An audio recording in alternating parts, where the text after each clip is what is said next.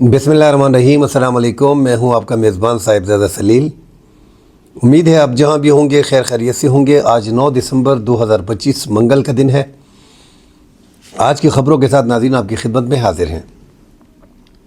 कुरम में नाज़रीन security forces का जानी नुकसान हुआ है। 6 शहादतों की ख़बरें आ रही हैं, जबकि 7 शिद्दत पसंद दहशतगर्दों को, जिसमें 3 अहम कमांडर शामिल हैं, उनको हलाक कर दिया गया है। इसी तरह एक अफ़गान मिलिट्री का जो हाजिर सर्विस एहलकार है, वो पाकिस्तान ने एक इंटेलिजेंस बेस्ड ऑपरेशन में उसको हलाक कर दिया गया है। पाकिस्तान के हाथ एक और बड़ा सबूत लगा है। इंटी पाकिस्तान सोशल मीडिया पे कैंपेन करने वाले खैबर पख्तूनख्वा में एक अफ़गानी समेत 100 एहलकारों को जो है वो गिरफ़्तार कर लिया गया है। इसी तरह नाज़रीन टांग में अमन कमेटी पे जो है वो हमला किया गया है। शिद्दत पसंदी दहशतगर्दी खैबर पख्तूनख्वा में बढ़ रही है, उसकी वजह पे नाज़रीन बात करेंगे। साथ पाकिस्तान अपने फ़ाइटर जेट JF-17 जो 3 ममालिक को पहले से फ़रोख्त कर चुका है, नाइजीरिया मज़ीद 49 फ़ाइटर जेट जो है वो पाकिस्तान से ख़रीदने जा रहा है।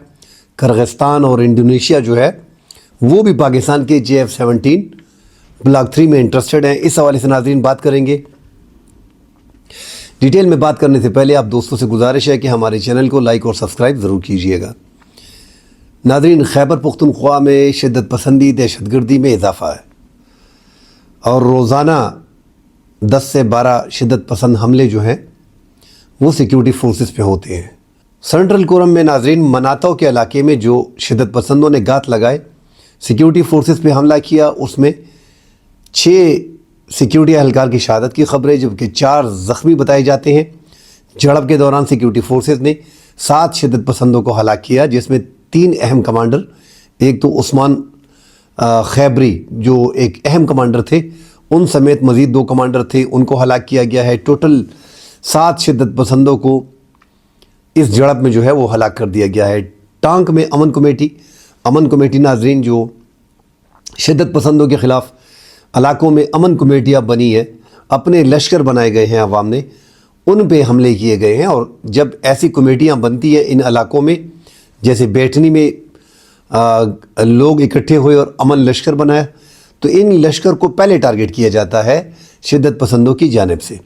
तो अमन कमेटी पे एक ड्रोन हमला हुआ है। पुराना तबलीगी मरकज़ के सामने वाक़ जो उनका दफ्तर है टांक में, उस पे अमन कमेटी पे एक क्वाडकाप्टर से हमला किया गया, जिसमें कोई जानी नुकसान वगैरह तो नहीं हुआ। बहरहाल एक बड़ा हमला था जो अमन कमेटी पे किया गया। शिद्दत पसंदी नाज़रीन खैबर पख्तूनख्वा में बहुत ज़्यादा है और आप ये कह सकते हैं कि हमारा खैबर पख्तूनख्वा का आधा हिस्सा जो है वो इस टाइम पे इस पोजीशन में है कि वहाँ पे शिद्दत पसंदी दहशतगर्दी जो है वो 60 से 70% है।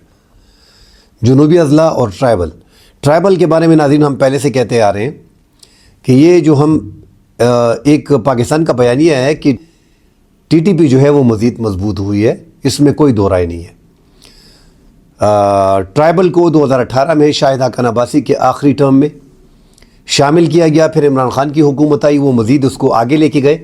अब ट्राइबल में 2007 से एक तो तालिबान जैसे ही बने हैं, तो उनके 2 मौक़िफ़ थे कि अफ़गानिस्तान में गैर मुल्की अफवाज हैं, उनके ख़िलाफ़ हम लड़ रहे हैं, उनके ख़िलाफ़ अफ़गान तालिबान की मदद कर रहे हैं। और पाकिस्तान पे हमले इसलिए कर रहे थे 2007 से कि पाकिस्तान जो है वो इनको मदद फराहम करते हैं और पाकिस्तानी इलाकों से जो बमबारी होती है, अफ़गान तालिबान का नुकसान होता है, इसलिए पाकिस्तान सिक्योरिटी फोर्सेस को निशाना बनाया जा रहा था।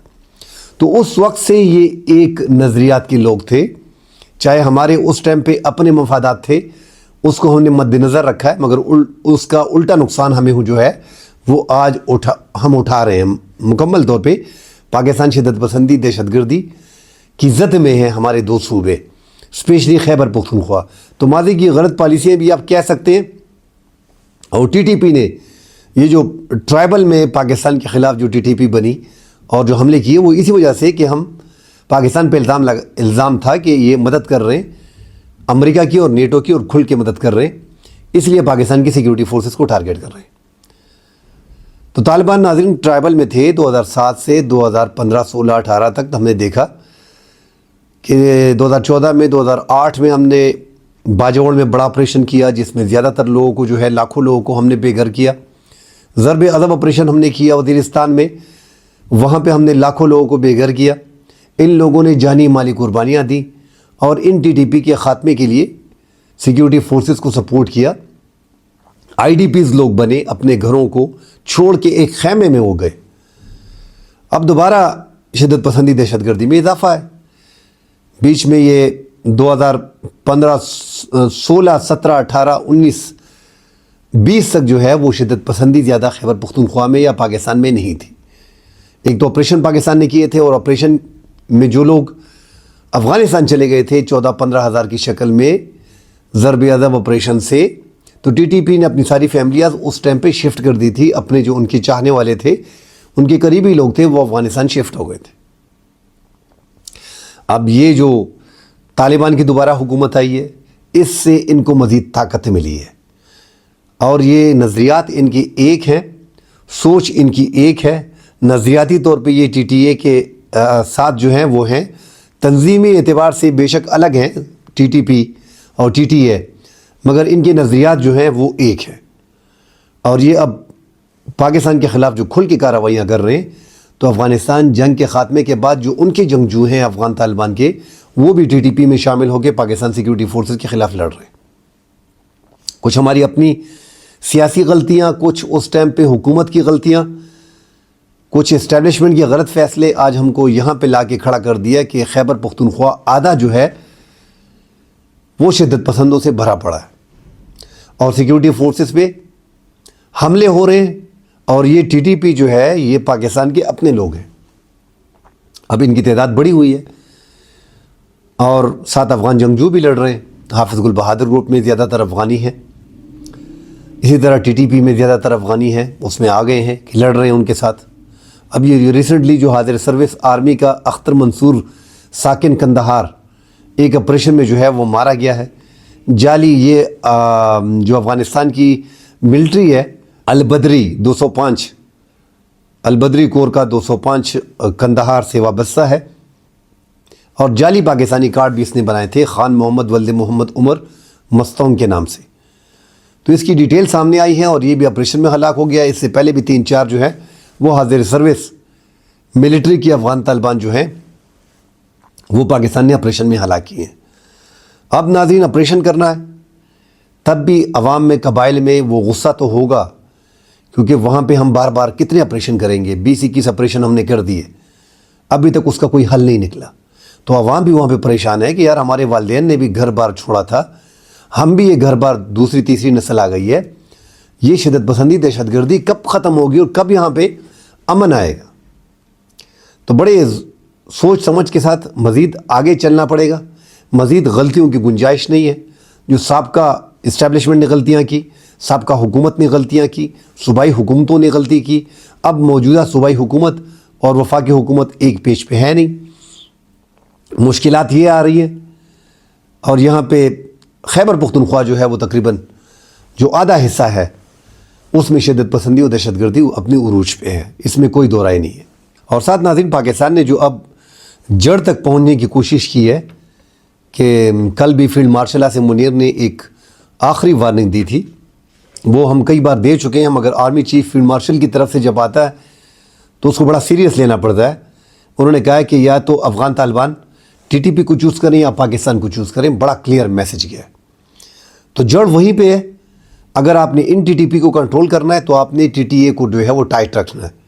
افغان طالبان کو ٹی ٹی اے کو ٹائٹ رکھنا پڑے گا, تبھی یہ ٹی ٹی پی جو ہے وہ یہاں پہ آپ کنٹرول کر پاتے ہو. ورنہ ان کی جو جڑیں ہیں, نظریات جو ہیں وہ افغان طالبان کے ساتھ ہیں, سپورٹ وہاں سے مل رہی ہے, کوارڈ کاپٹر ڈرون حملے, زیادہ تر اب جو سہولت ہے وہ افغان طالبان کی طرف سے ان کو مل رہی ہے. اور یہاں پہ اس میں بھی کوئی دو رائے نہیں کہ یہاں پہ بھی ان کی تعداد ہزاروں میں ہے, جو مختلف اضلاع ٹرائبل میں شروع سے موجود ہیں. شروع میں ہی ٹرائبل میں یہ مسائل آتے رہے ہیں, اور اب یہ خیبر پختونخوا کا حصہ بن گیا ہے. تو اس میں اب جو ہماری جنوبی اضلاع ہیں وہاں پہ بھی شدت پسندی دہشت گردی کا اثر زیادہ ہو گیا ہے. ناظرین, سوشل میڈیا پہ ایک تو نوری افغان سمیت 100 افراد کو گرفتار کر لیا گیا ہے, جس میں افغانی اور پاکستانی دونوں ہیں. انٹی پاکستان سوشل میڈیا پہ کمپین کر رہے تھے. خیبر پختونخوا میں ان کو پولیس نے گرفتار کر لیا ہے. سوشل میڈیا پہ پوسٹ کرنا، شیئر کرنا، ٹویٹر ایکس پہ پوسٹ کرنا، شیئر کرنا، سیکیورٹی فورسز کے خلاف، پاک فوج کے خلاف، پاکستان کے خلاف. یہ زیادہ تر یہ نوجوان نسل جو ہے ان کو سمجھانا پڑے گا. یہ ادھر ادھر دیکھ کے ان کو سمجھ ہی نہیں آتی، وہ اپنی من پسند پوسٹ جو ہے اس کو شیئر کر دیتے ہیں، جس کی ان کو پھر ان کے والدین کو اور ان کو پھر بھگتنا پڑتا ہے. تو بڑی احتیاط کرنی چاہیے. یہ نوری افغان تو جو تھا یہ تو پاکستان کے خلاف جو ہے وہ مکمل سوشل میڈیا پہ کمپین کر رہا تھا. ناظرین، پاکستان کے لڑاکا طیارے اس ٹائم پہ جو دنیا میں اس کی مانگ بڑھ رہی ہے JF-17 بلاک 3 کی، اس کی بڑی وجہ یہ ہے کہ پچھلی جنگ میں J-10C نے اور JF-17 بلاک 3 نے کمال کر دکھایا اور دنیا کو شو کیا ہے. اس نے اس جنگ میں ڈیمونسٹریٹ کر کے دنیا کو بتا دیا کہ یہ قابل بھروسہ طیارے ہیں. اس کے بعد اس کی مانگ میں اضافہ ہوا ہے. پاکستان میانمار پہ، اذربائیجان پہ اور نائجیریا پہ پہلے سے ہی یہ فائٹر جیٹ JF-17 بلاک 3 فروخت کر چکا ہے. اور جس طرح ہم اس سے پہلے کہہ چکے ہیں کہ پاکستان وہ 7-8 ممالک کا کلب کا ممبر بھی بن چکا ہے جو فائٹر جیٹ کو فروخت کرتے ہیں. اس سے پہلے پاکستان درآمد کنندہ تھا. ہم پاکستان جو ہے وہ فائٹر جیٹ ہم جو ہے وہ دوسرے ممالک سے زیادہ تر چین سے 82% خریدتے آ رہے ہیں. اب پاکستان اس پوزیشن پہ آ گیا ہے کہ اس کی برآمدات جو ہے وہ JF-17 کی ہم کر رہے ہیں. تو یہ پاکستان کی بڑی اچیومنٹ ہے. 96 سے 1996 سے 1994 سے ہم JF-17 کی تیاری میں لگے. 2010 میں ہم نے اس کو انڈکٹ کیا اپنی فضائیہ میں. آج پاکستان اس مقام پہ ہے کہ اس کو دوسرے ممالک کو فروخت کرتا ہے، جبکہ تیجاس اس کے مقابلے میں انڈیا کئی سالوں سے بناتا آ رہا ہے. انڈیا کے فائٹر جیٹ تیجا کو اب تک کسی ملک نے نہیں خریدا، حالانکہ 1987 سے وہ اس پہ کام کر رہے ہیں. اور دبئی کے شو میں جب وہ تیجاس نے اپنی کارکردگی دکھائی اور اس دوران پائلٹ سمیت وہ تباہ ہو گیا، اس کے بعد وہ مکمل طور پہ کریش ہو گیا. نہ کوئی اس کو خریدنے کے لیے جا رہا ہے. مکمل طور پہ اب تو یہ بھی سوچنا پڑے گا کہ وہ ان کو اپنے فضائیہ میں انڈکٹ کرے کہ نہیں کرے. تو انڈیا بڑا پیچھے رہ گیا اس میں. وہ کوشش کر رہا ہے موو آن کہ وہ تو ویسے بھی 60% رشیا کے فائٹر جیٹ اور دفاعی سامان لیتا ہے، تو وہ اب آگے جا کے Su-30 MiG-29 اور آگے جا کے Su-57 جو 5th جنریشن کا فائٹر جیٹ ہے وہ لینے جا رہا ہے. جبکہ پاکستان ایک تو 3 ممالک پہ یہ فروخت کر چکا ہے. نائجیریا مزید 49 فائٹر جیٹ مانگ رہا ہے. کرغستان جو 20 سال بعد پاکستان آیا ہے وہ بھی فائٹر جیٹ بلاک 3 میں انٹرسٹڈ ہے. جبکہ انڈونیشیا کے جو صدر آئے ہیں ان کے ساتھ بھی بات چیت اس حوالے سے چل رہی ہے. تو پاکستان اس لڑاکا طیاروں میں کم از کم پاکستان بہت آگے چلا گیا، جو پاکستان کی بہت بڑی کامیابی ہے. اور اب آگے جا کے پاکستان PF-X 4.5 جنریشن کا، یہ کہا جا رہا ہے کہ 5th جنریشن کا فائٹر جیٹ ہے، مگر وہ 4.5 جنریشن کا فائٹر جیٹ ہے جو 2027-26 تک پاکستان کمپلیٹ کر لے گا. اس پہ کام جاری ہے اور وہ بھی خود پاکستان بنا رہا ہے.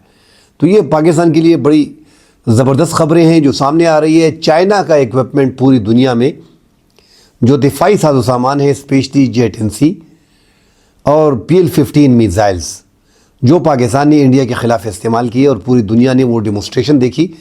پاکستان نے اس میں کامیابی حاصل کی اور جو کامیابی حاصل کی اس کے بعد چین کی جو ایک صنعت تھی یہ دفاعی، اب وہ بھی بوسٹ کر گئی ہے. یہ جو چائنا کے پاکستان نے استعمال کیے J-10C یہ 4.5 جنریشن کے رافیل کے مقابلے میں پاکستان نے لیے تھے. اب پاکستان اپنے بھی 4.5 جنریشن کے PF-X جو ہے وہ بنانے جا رہا ہے جو سٹیلتھ ہوں گے. حالانکہ سٹیلتھ جو ہے وہ 5th جنریشن کے فائٹر جیٹ ہوتے ہیں اور وہ بھی پاکستان خود بنا رہا ہے. تو اللہ کرے کہ پاکستان اسی طرح فضائیہ میں کامیابی سے اسی طرح جائے جس طرح جا رہا ہے، کیونکہ یہ پاکستان کی ایک بڑی کامیابی تصور کی جا رہی ہے کہ پاکستان 4.5 جنریشن کے فائٹر جیٹ خود بنانے لگا ہے. آگے ترکی جو ہے وہ پاکستان میں ڈرون کی فیکٹری جو ہے وہ لگانے جا رہا ہے.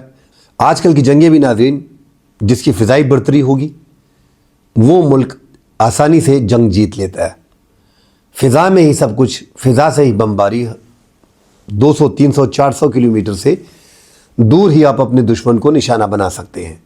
سیف جنگ ہوتی ہے. اب تو بیلسٹک میزائل، فائٹر جیٹس اور ڈرون کا زمانہ ہے. زیادہ تر جس کے پاس بہترین ڈرونز ہوں گے وہ آسانی سے جنگ جیت لیتا ہے. تو اب پاکستان بھی اب ہزاروں ڈرون پاکستان خود بنانے جا رہا ہے. تو یہ پاکستان کا ایک اور قدم ہوگا اپنی فضائیہ کو مزید ماڈرن کرنے کے لیے، جدید تقاضوں کے مطابق پورا کرنے کے لیے.